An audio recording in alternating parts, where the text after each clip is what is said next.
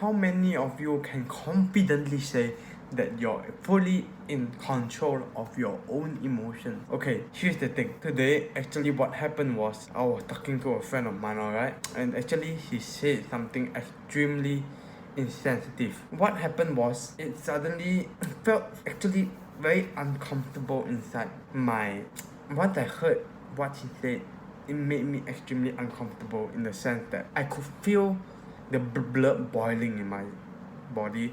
I could feel the anger starting to rise up. But what happened was, fortunately, my conscious mind suddenly told me, Shannon, stop. You getting angry and snapping back will not solve any problem. In fact, it will only probably make the situation worse. Because me and this friend of mine, apparently, okay, we are actually help each other in studies, we help each other in the gym, and so on. Alright. So what happened is, if I actually made him had a bad relationship with him, bad friendship with him, it will cause us both to actually lose out. It will turn out into a lose-lose situation if I suddenly burst out and snap back at him. Nothing good will come out of such a situation. Therefore, fortunately, I remained calm and I treated it as I just let it go. Now, what I'm trying to say is not that you should not be angry, not that you should not have the emotion of anger and revenge.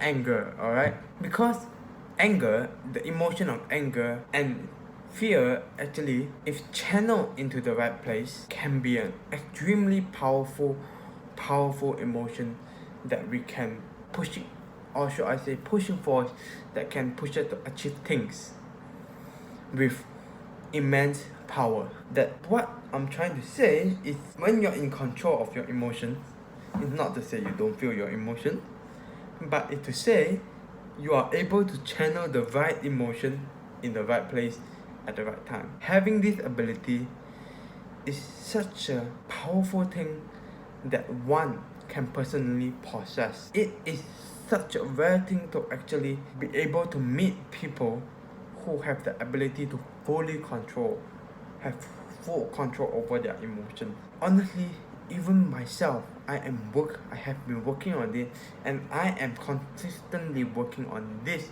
aspect to develop this skill.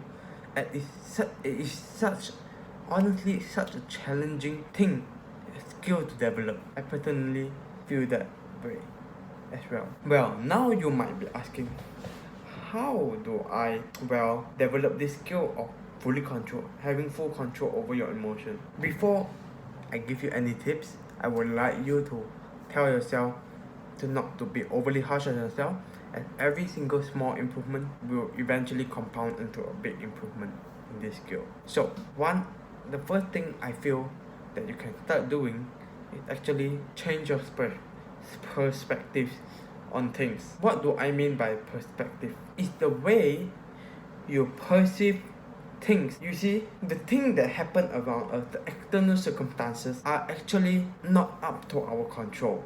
In many situations, there may be unforeseen circumstances here and there, but what is definitely in our control at the present moment is the way we perceive these things, our perception of these things, of these events. For an example, let's say you have failed an exam. You failing an exam is objective. You have already failed an exam, and that is a fact. But whether it is a bad thing or not is subjective.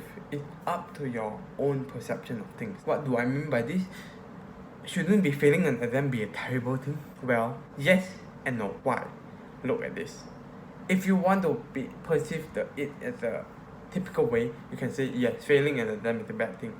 Fine. But that won't bring you anywhere. What you should do is think, okay, I failed this exam.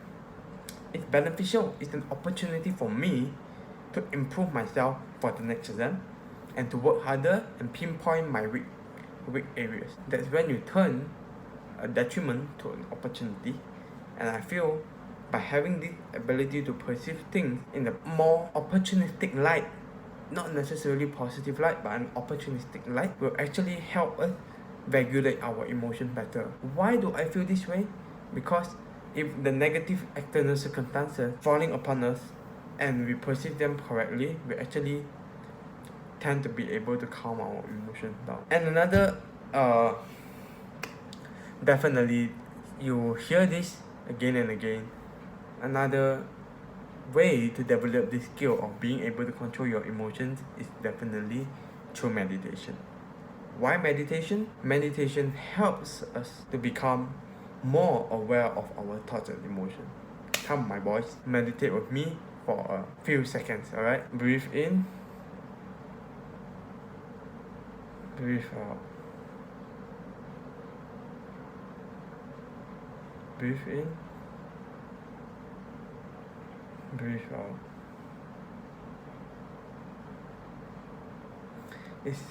Honestly, it's such a calming thing to do, and it definitely helps with your self-regulating your emotions. I don't really care if you really think it's cringe or whatever, it doesn't really matter.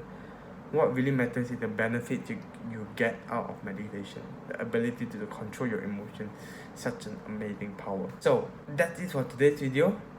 These two things are honestly such overlooked things which I personally have discovered on my journey to improve my skill of controlling my emotions, and I wanted to share with all of you.